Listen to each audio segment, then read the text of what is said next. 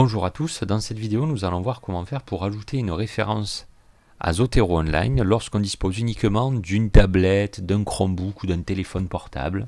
Donc les méthodes que je vais présenter ici ne concernent pas tout ce qui est PC et Mac, matériel avec lesquels je vous conseillerais de travailler plutôt avec de l'application Zotero.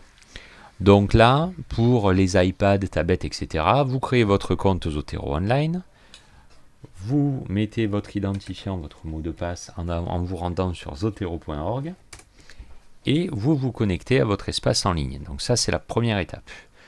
Vous arrivez sur cette interface-là, vous cliquez bien sur Web Library et vous arrivez sur votre Zotero. Donc, on va voir essentiellement trois façons pour enregistrer des références. Il y en a plein d'autres, mais on va voir les trois principales. La première, ça va être un ajout par identifiant.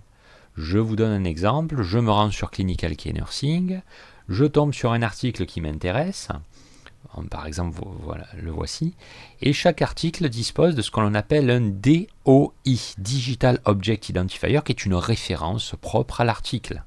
Donc ce DOI sur Clinical Care, on le retrouve notamment au tout début ici, et si vous téléchargez l'article, en cliquant sur le petit logo rouge, on vous proposera très souvent sur la première page le DOI qui est en tout petit caché, généralement là en l'occurrence il est ici, vous voyez, que vous pourrez réutiliser.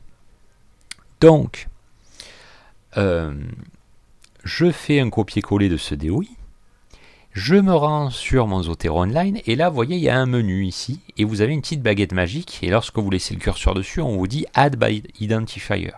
Vous cliquez dessus, et vous faites un copier-coller du DOI, et hop, entrée, et là vous voyez que votre référence a été enregistrée, et première chose à faire, vous vérifiez qu'il n'y a pas de bug sur la colonne de droite, encore appelée les métadonnées, c'est-à-dire le titre, le nom de l'auteur, la revue, l'année de publication, etc., etc.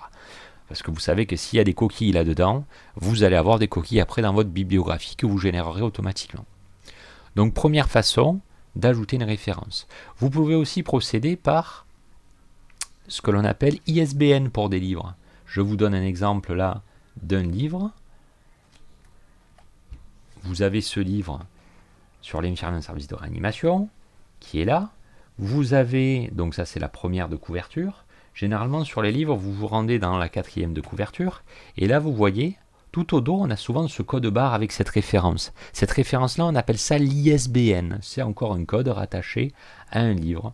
Alors cet ISBN, eh bien, il vous suffit de le rentrer là-dedans, encore grâce à cette petite baguette magique. Et bon, là, j'avais déjà rentré, c'est celui-ci. Vous le tapez ici, vous faites entrer.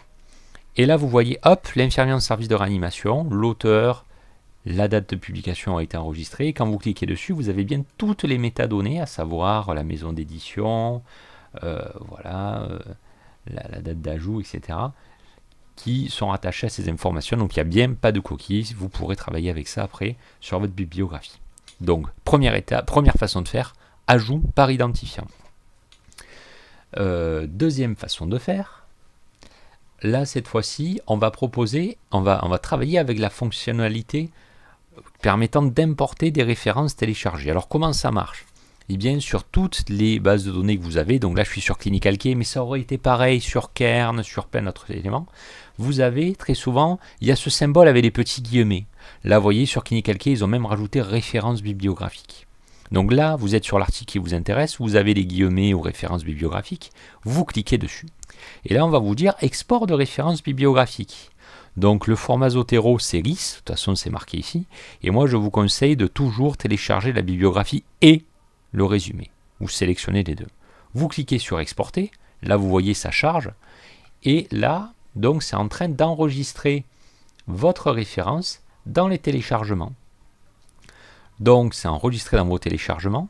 Là vous vous rendez sur votre Zotero, et donc vous avez cette fois-ci cette icône-là, Import from a file, BibTeX, RIS, etc. Vous cliquez là-dessus.